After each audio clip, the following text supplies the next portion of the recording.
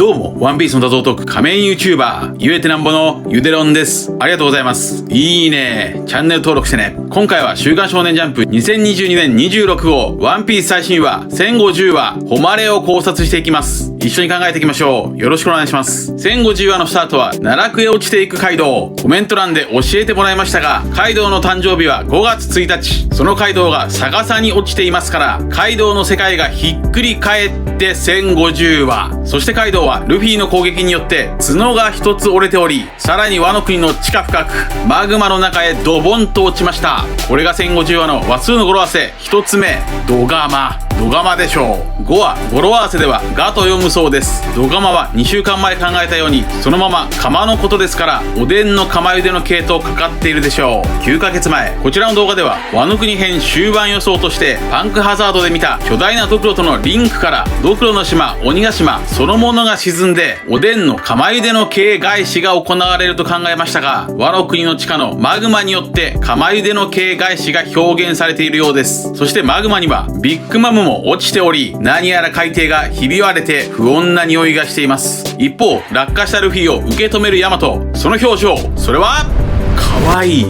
この時のルフィはギアフィフスが解除されています。この1050話ではルフィのギアフィフスが描かれていません。つまりルフィの覚醒ギアフィフスが描かれたのは1043話から1049話でした。これについては3ヶ月前このように考えました。こちらです。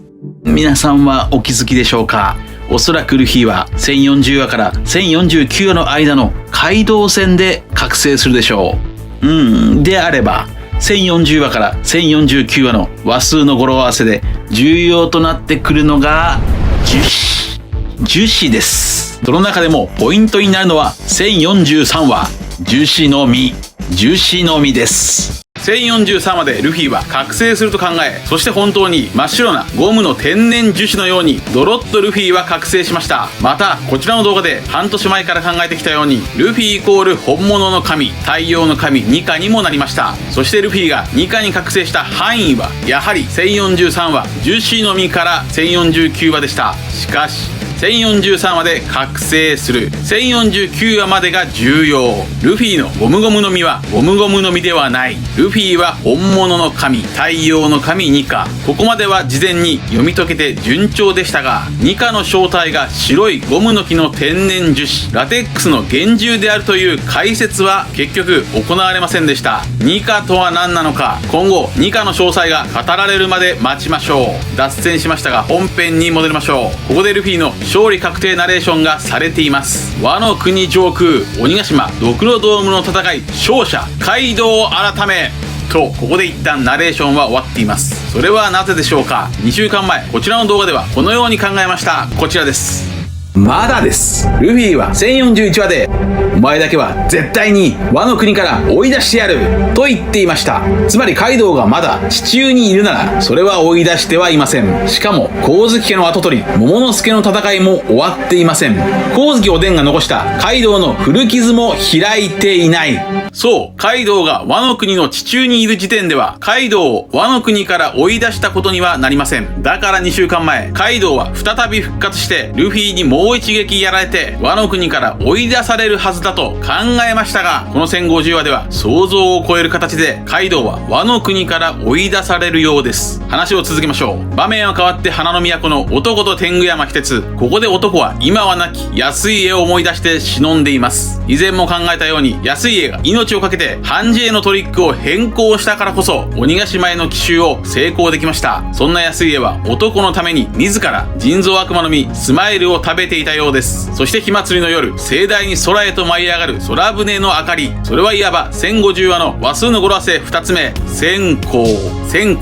死者を弔うお線香でしょう。火祭りとは亡き人へ思いが届く日です。男はお父ちゃんに会いたいという願いをお父ちゃんありがとうと書き換えました。それを見た秘訣は武士の誉れだと言います。これが1050話の話数の語呂合わせ3つ目、ゼロを前につけて男の誉れでしょう。20年間カイドウとオロチに支配されたワノ国の解放の時です。1050話のタイトル誉れを語呂合わせすると誉れ。400話タイトルは解放の鍵になっています。鬼ヶ島は侍たちの大歓声に包まれます。ワノ国の侍たちは晴れて自由になりました。これが1050話の話数の語呂合わせ4つ目。戦後自由。戦後自由でしょう。戦いは終わったのです。しかし金右衛門、お菊、ゾロは重傷なようで目を覚ましません。チョッパーと宮城が駆けつけて解放すると言います。もちろんこれは解放と解放がかかっています。歓声を上げる鬼ヶ島の近くでは桃之助がズニーシャに語りかけています。そこで桃之助はなんと開国はまだしないと言います。光月おでんの願いだった開国をまだしないとはどういうことでしょうか。これはおそらくおでんは来たるべきジョイボーイを迎えるためにワノ国を開国しようとしていました。しかしジョイボーイとはルフィであり、ルフィは運命的にワノ国にすでに来ているので開国はしないという選択を桃之助は選んだのでしょうか。確かに今ワノ国を開国してしまったら世界政府や海賊たちも自由にワノ国に介入してきますから、ここはまだ国力が戻るまで天然の要塞であるワノ国は鎖国していた方が安全なのかもしれません。世界政府は現在ワノ国の近海を取り囲み、カイドウがもしも敗北したらワノ国を世界政府の支配下に置くと言っていました。その政府の船を蹴散らすのがおそらくズニーシャの仕事でしょう。一方で鬼ヶ島ではまだ百獣海賊団の残党たちが諦めてはいないようで攻撃を仕掛けてきます。そんな攻撃を止めたのはヤマト。ヤマトは桃之助を大将と呼んでいます。これが1050話の話数の語呂合わせ5つ目。手駒。手駒でしょうか。手駒とは将棋の駒ですから、桃之助を大将と呼んでいるヤマトにかかっていそうです。そしてここで鬼ヶ島がぐらぐらと揺れ始めました。ワノ国の地中深くマグマだまりに沈むカイドウとビッグマム。この1050話のカイドウとビッグマムの2人は例によって50話とつながるでしょ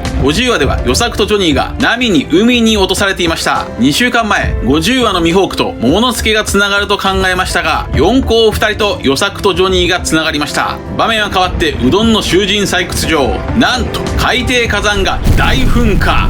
カイドウとビッグマム2人の4校が地中へ落ちた衝撃で大噴火が発生しました。これは魚人島先取り説。魚人島でも海底火山がありました。さらに1050話とつながる50話でも、何なんだ一体わからねえが、多分船の弾薬でも爆発したんだろうという爆発関連のセリフがありました。これが1050話の話数の語呂合わせ6つ目。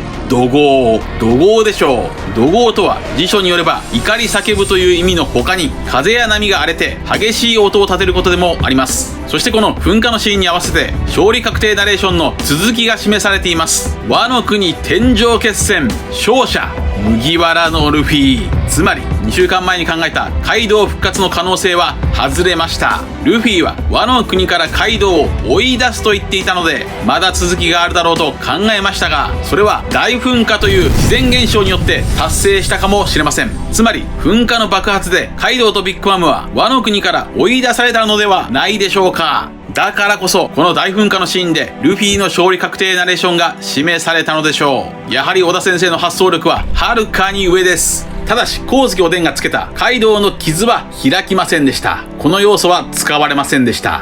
大噴火によってカイドウとビッグマムが吹き飛んでワノ国から出ていったなら、それが自然現象であっても納得しました。なぜなら僕はジョジョも大ファンだからです。究極生命体カーズとの戦いでは死を覚悟したジョセフが無意識の直感によって生み出した火山の大噴火によってカーズを宇宙まで飛ばしました。この時のカーズは見苦しくもがいていましたが、カイドウは無言です。カイドウは無言。この1050話は個人的にここに注目してカイドウを追悼したいです。前回1049話でカイドウはルフィに、お前が一体どんな世界を作れると聞いていましたが、ここでルフィはお腹いっぱい飯を食べられる世界、そう言いながらカイドウ以上の覇気を見せました。この時のカイドウはおそらくルフィの夢と覇気を理解してルフィを偉大な男だと認めたのではないでしょうか。つまりルフィならこのクソみたいな世界を本当に変えてくれるとカイドウは思った。そんな偉大な男に倒されるなら、それは誉れ名誉であると。それこそが1050話の話数の語呂合わせ7つ目。ゼロを前につけて男のでしょう。タイトルと合わせると男の誉れです。男の誉れと男の誉れです。男カイドウはルフィという偉大な男に倒されることが誉れ。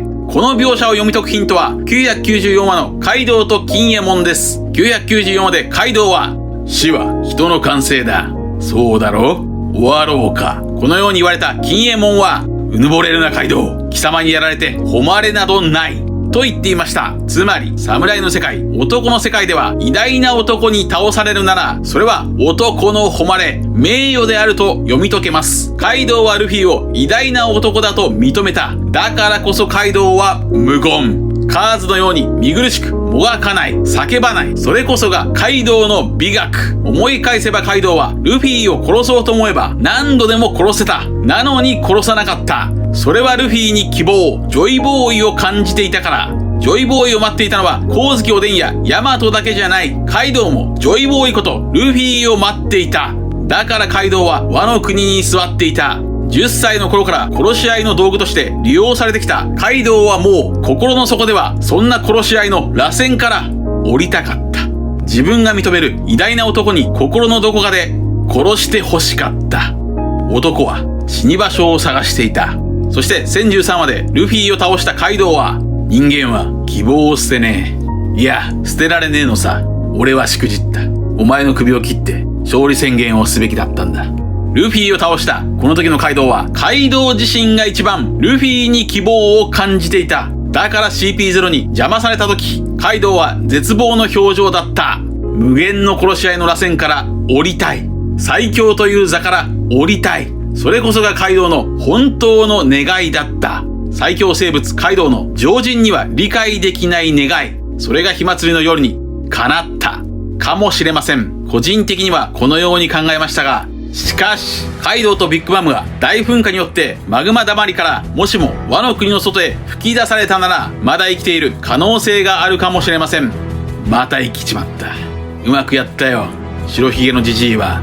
なぜならビッグマムは1040話でマグマだまりに落ちていましたが、その後1046話にはビッグマムの魂であるゼウスくんが普通にナミと会話をしていました。つまりビッグマムはマグマだまりであの時点では死んでいない。ならばカイドウもマグマだまりでは死なない。そしてカイドウを倒した噴火の噴煙は雷雲と交わってバリバリと雷を発生させています。これは1ヶ月前に考えたカイドウを最後に倒す方法、炎プラス雷そのもの。冗談です。場面は変わって花の都に現れた竜の桃之助。